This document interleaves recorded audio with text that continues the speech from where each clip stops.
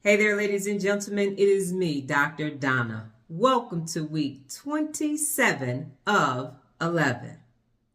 Last week, I read The Fred Factor.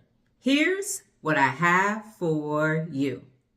Ladies and gentlemen, this was a great book. So yes, I am recommending it. I have a lot of notes, so I will just go into it and start with my notes.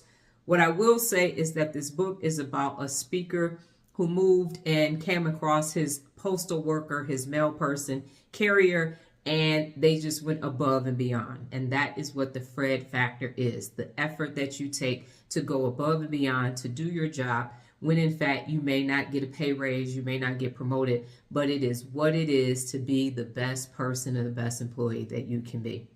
So he said that the purpose of the book is for you to think, act, and become Fred-like. Now, the book does encompass 4 principles, or the Fred principles. I do recommend that you read the book. I'm not going to go over those because I have other things that popped out and resonated for me. The Fred Factor is based on an extraordinary postal carrier and his extraordinary postal career. So what this postal carrier did to go above and beyond, day in and day out, for everybody that was in his postal network. Now, the most important thing is the love of others. When you love what you do, you have the ability to put it into your work, and every day you express that love for others. If it's a leadership quantification, it would be selfless service. Now, the more you care about others, you do those things and you treat them with dignity, and that serves to enrich their lives as well as your own life. And it's easier for you to like them, and it's easier for them to like you. So be likable is one of the 74 principles of real leadership. Treat people with dignity, and respect is one of the principles of real leadership. And when you care about other people, you help others, which is also a principle of real leadership. Next, people become more lovable when they are loved.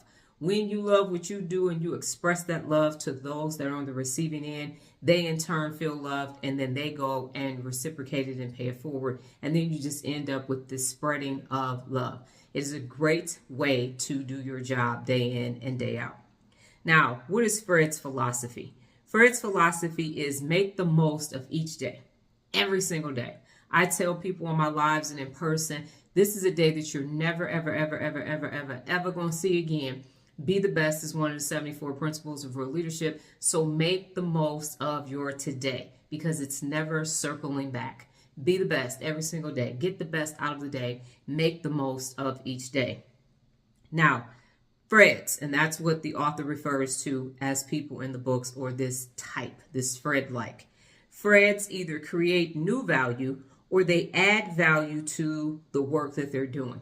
So you see something that needs to be done. When I worked at Frito-Lay, I created gotcha cards so that people could be more safe. I created dollar days because the organization was there, but we had some outages in performance and safety. And so I upped the ante on that. So you either take what's there and put some BAM on it, or you see that there's a gap in the workflow in the workday, and you replace it with something that's going to make workflow actually flow.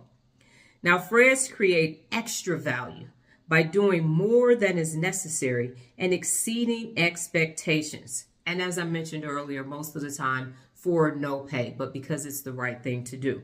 And so the Ritz-Carlton refers to this, and I've mentioned this in previous book reviews, they refer to this as second mile service. People often say go the extra mile. The Ritz-Carlton says go the second mile. So it's that second mile service that makes it magnifique, creme de la creme. 6-star service on a 5-star scale.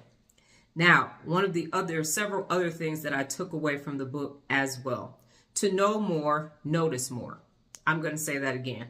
To know more, notice more. When you notice more, it's going to allow you to know more about the things that you notice. So to know more means notice more. Next is nobody can prevent you from choosing to be exceptional. Nobody can stop you. I say be the best, set and maintain high standards are 2 of the principles of real leadership. And it doesn't matter what anybody else is doing around me. I'm going to be the best, and I'm going to set and maintain high standards. You can be exceptional regardless of the environment that you live in or work in. Next is ask yourself this question. What kind of difference do you want to make on the daily basis? What kind of difference do you want to make day in and day out? Day in and day out, day in and day out. Not because you're about to get promoted, not because you want to go to another organization and you want to make sure that your resume looks good, but just day in and day out. What difference do you actually want to make? Next is, what makes any act extraordinary is doing it with your heart.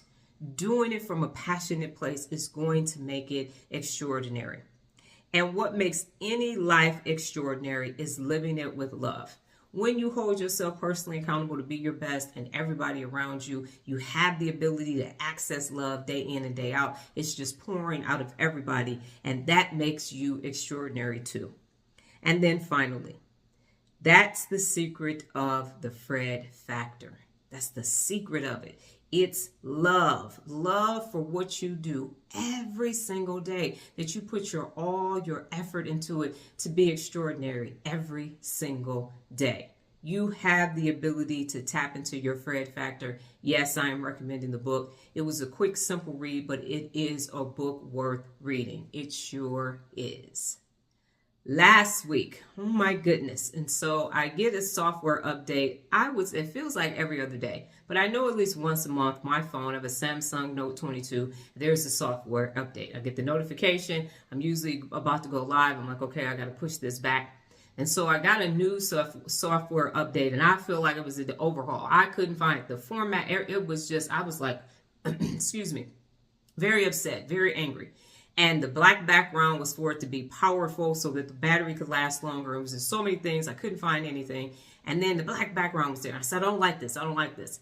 And then I said, you're going to keep everything just like it is. And you're going to do this for at a minimum a week. You're going to do it at a minimum a week because this is making you uncomfortable, because now you don't want to embrace change. And embrace change is one of the 74 principles of real leadership. So how dare you? So you're going to keep it like this until it doesn't bother you anymore. And then you can ask yourself, do I want to switch it back? So I did not like the software update this time. And that is why my phone had to be on black and everything had to be not where it was prior to the update.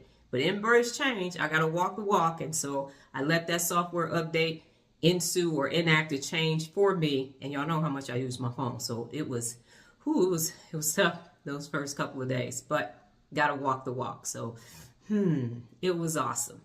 No, seriously, it was okay. This week's book, 5 Brilliant Scientists. Well, that's my time, ladies and gentlemen. But before I get out of here, just remember the journey of 11, a time for meditation to a path of manifestation. Adios.